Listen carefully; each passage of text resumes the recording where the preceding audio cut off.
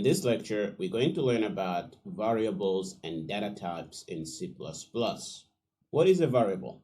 A variable is a container box for your data when you are writing your program. But to make it easy to explain these things, let's head to Qt Creator and create a demo program we're going to use to explain. Okay, so here we are in Qt Creator. We're going to create a new project. C++ console application like we've been doing before. We're going to call it 1.6 data types.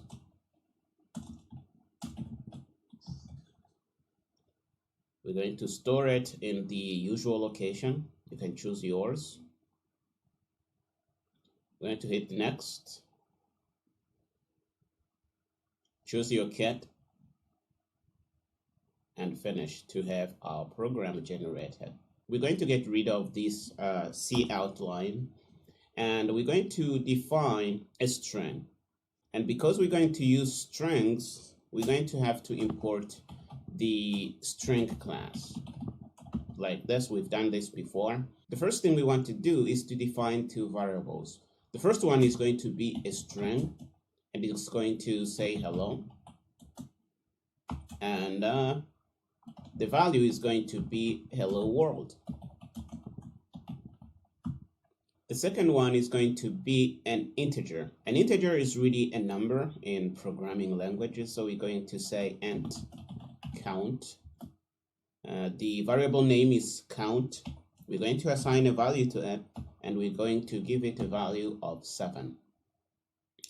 After we define this, we're going to output these values. We're going to say cout. The message is, you've seen me do this before, hello. Okay, and we're going to output the number. I'm going to say cout. The count is count. If we run the application, you can guess what we're going to see. We're going to see a message saying the message is whatever is stored in hello, which happens to be hello world. And it's going to say the count is the value that is stored in the count variable. Let's run the application. If we look at the compile output, we're going to see the compile process of our application. And you see that it is what we expect. The message is hello world and the count is 7. So what is happening here? When we say string hello equals hello world like this, we actually are taking the hello world string and storing it in a variable like shown here. And when we say string hello, we're telling the compiler to reserve storage space for us to store this hello world string. You can think that there's a good number of boxes in computer's memory, and you can ask the computer to reserve space for you to store a variable by using declarations like this: string hello, integer, count. And on the second line, we are doing the same thing. We are asking the computer to reserve space to store our variable, and we're going to refer to our variable using the name count. We are storing the value 7 in a variable that is called count. And you can see that these storage spaces have a type. This is because C++ is a statically typed language. You have to define the type for the variable. So now that we've done this, a variable is really a box where you store data in memory. The data type defines what kind of data can be stored in that box. And C++ type must be defined before you use them. You see as define a string hello. You cannot say hello equals hello world. The compiler is not going to know what you are trying to store. So you have to specify the type. And what you see here is really what we're going to be doing all over again. We're going to type the type we want to store. We give the variable a name and we assign a value like this. So when you see a statement like string hello equals hello world, what really helps much is to kind of look at it from the right and think that we are taking hello world and storing it in hello. And you see in the drawing here, we try and make that clear. We are taking the value and putting it into the box that we have prepared in memory. I hope this makes sense. C++ can also let you define your own types using constructs like class and structure. We're going to look at the class later in the course, but they are just ways to let you define your own types. You've seen us use a string. String is a predefined class in C++, but you can define your own classes, and we're going to do that in a few videos. Looking here, string is an abstract type that is already defined in C++. We can use it to store string variables. You see a primitive type of integer, and on the right here, you see user-defined types that you can define. You can define a class to store countries. You can define a class to store cities, and they really work the same way. These types represent boxes in memory to store that variable of yours. And by now, I hope you have a clear picture of what a data type is and what a variable is. A variable is really this box in memory that stores your data. And the data type is the type of data that goes into that box. Okay, now I'd like us to look at the built-in types that are available in C++. We have an int, which stores integers. And on the compiler that I am using right now, the size is 4 bytes. And I specify the compiler because this size may differ depending on the compiler and the platform you are using. So be careful with these things. The size here is the amount of space that this occupies in your computer's memory. We have another type that is called char. Some people also call it char.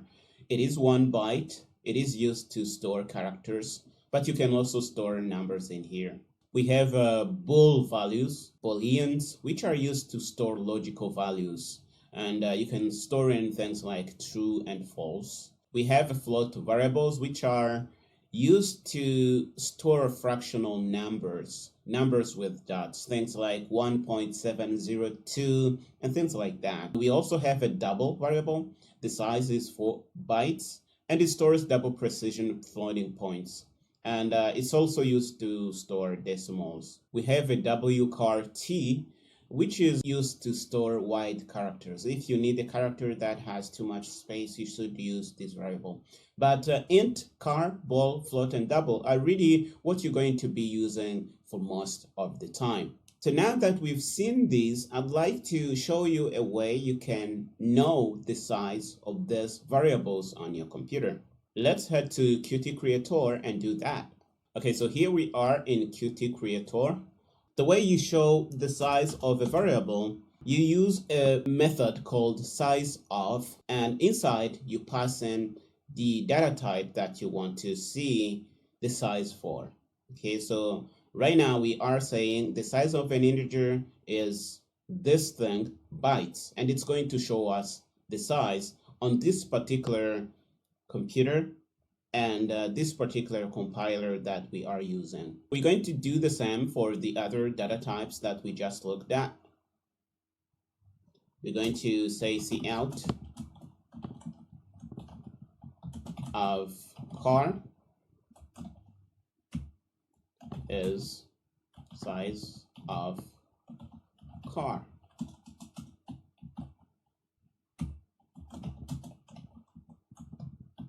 Bytes. And I put a new line here. Okay, I'm going to copy this because I don't want to type this all over again. Test it a few times. So we have bool, we have float, we have double, and we have we should do this here too, so that this makes sense. Float, double, and wide character. So if we run the program, we're going to see the messages hello world, the count is 7, and we're going to see the sizes for these different data types. So run the application. And looking at this, you can see that on my computer, an integer is 4 bytes, a character is 1 byte, a boolean is 1 byte, a float is 4 bytes, double is 8 bytes, and wide character is 2 bytes. This is how you see the size of the primitive data type on your computer. The next thing we want to look at is the type modifiers. So sometimes you want an integer to have a little bit more space in memory, or you want to shrink it down and make it occupy little space as possible. You do that using modifiers in C++. The modifiers that we have are signed, unsigned, short, and long.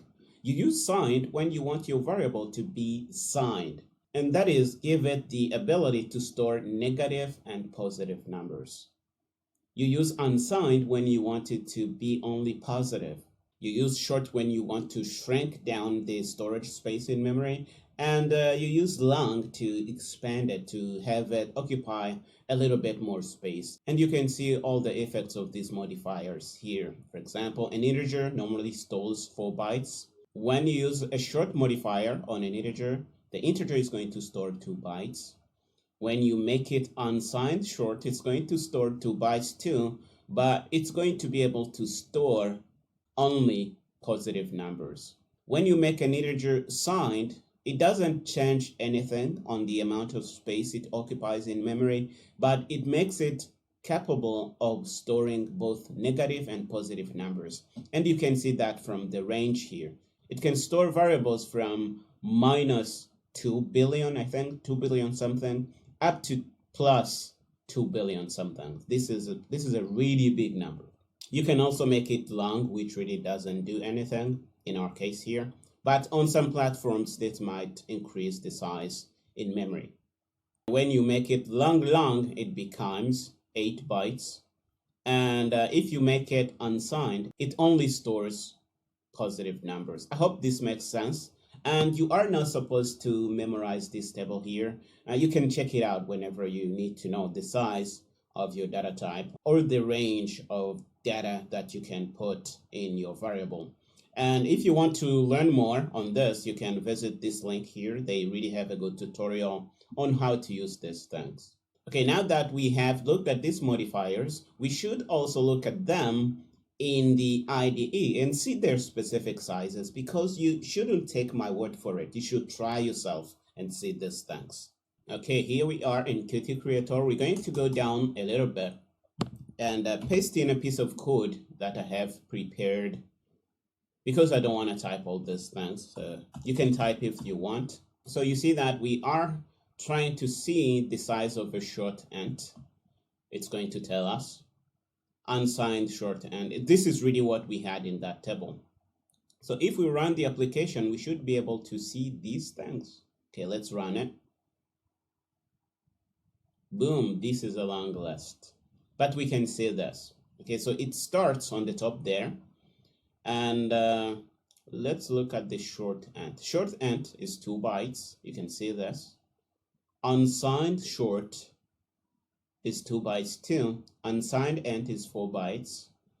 Int is 4 bytes. Signed int should be 4 bytes too. And you should be having this idea. Short and long affect the memory storage space. Short shrinks it, and long expands it when possible. Signed and unsigned really control whether your number can be negative or not. And to illustrate that, we're going to do something right now.